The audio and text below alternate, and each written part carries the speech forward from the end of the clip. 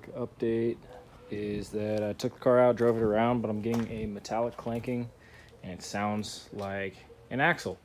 So Josh and I were pretty amazed at the fact that the car may have only broken one axle. So I ended up going to O'Reilly's because I ordered two, and I'm going to replace my passenger front axle because I'm pretty sure that it's broken also. It's just not visually broken. So I'm gonna get that taken care of real quick and take her back out and return the old ones back to O'Reilly's. Might as well get a video of this because I'm not sure how many people have done it, but yeah, fuck it, might as well. All right, I got the wheel off. The nice thing that Subaru did about at least the newer body styles is they made it super easy to be able to swap out your axles. And so all you have to do is take off your axle nut, take off this 14 millimeter for your ball joint, use a pickle fork to separate it, and if you ever think that you're going to change them out again in the future, make sure that you throw grease on them because it makes it a lot easier getting them in and out. After that, you'll probably use a pickle fork or something, and let's see if we can get a decent view of it. Just pop the axle out of the transmission and you should be good. I'm about to get that taken care of real quick because I gotta be back to O'Reilly's to swap out for warranty here in the next few minutes. It is really hot and I need to put a fan out in this garage. For anyone that doesn't know, your axle nut is a 32 millimeter.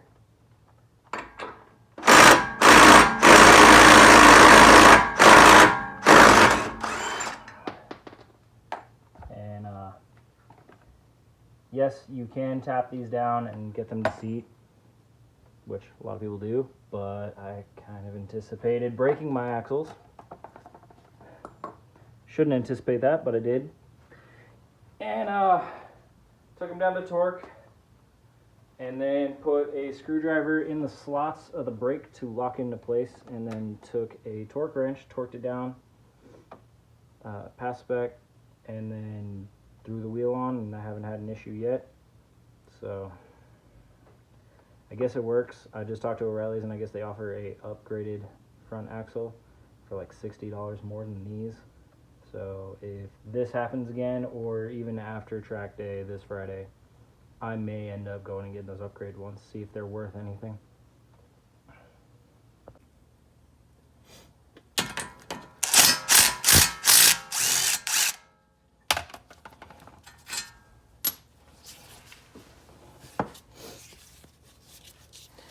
Try and do this with one hand.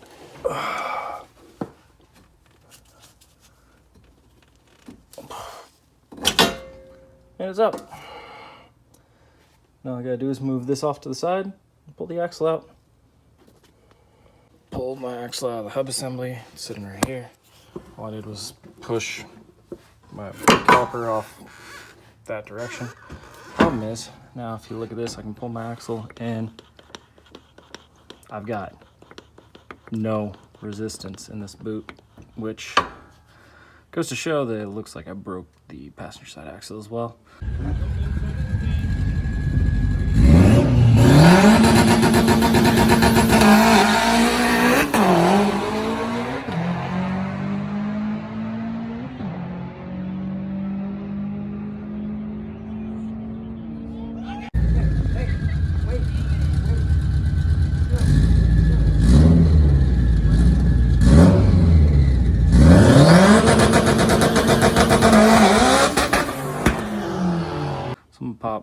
I can't find my pickle fork. I need to reorganize my garage, but I'm gonna put a pry bar up here, pop this axle out and pull it loose so that I can switch it with the new one.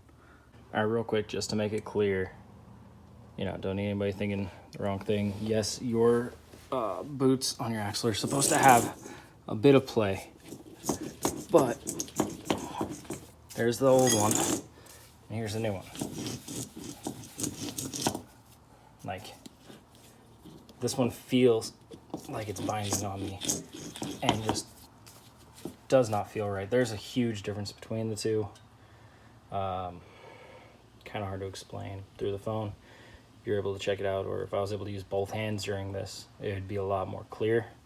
But either way, I'm going to swap in, put the new one in, and then go to O'Reilly's and return this one under warranty, because these import direct axles are lifetime warranty, and I'm cashing in on that. New axle. I got the new axle in and set into the hub assembly and into the transmission. What I forgot to mention is that you may want a rubber mallet in order to make sure that this axle is seated all the way in the transmission. You have to use a pry bar or a pickle fork to get it out. So when you end up putting it back in, you set it into the transmission as far as you can get it. And if you're able to get it into your hub assembly, awesome, good for you. It's not an easy task. And then once you have it in the hub assembly and you kind of have it sitting in here, you can take a like 1/2-inch drive extension and a rubber mallet. And you tap this in until your axle clicks in and is flush. You can see how it sits in there nice and tight now.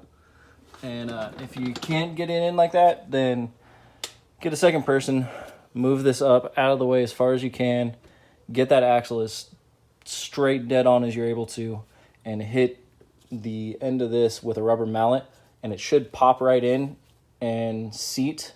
Give it a couple taps, and then it'll be a lot easier to get into your hub assembly.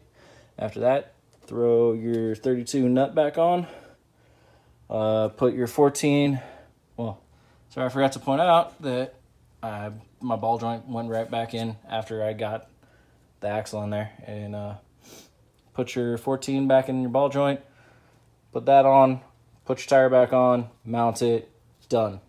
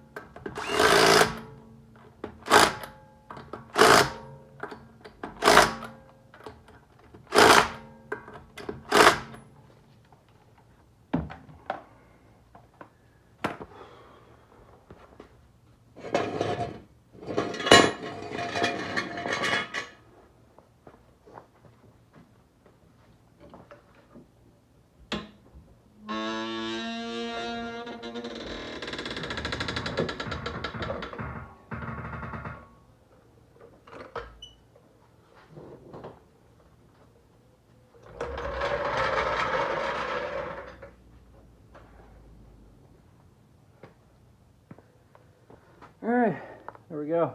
Axle swapped out, back on the ground. Time to go drive it and run this stuff back to O'Reilly's so I can cash in on that warranty.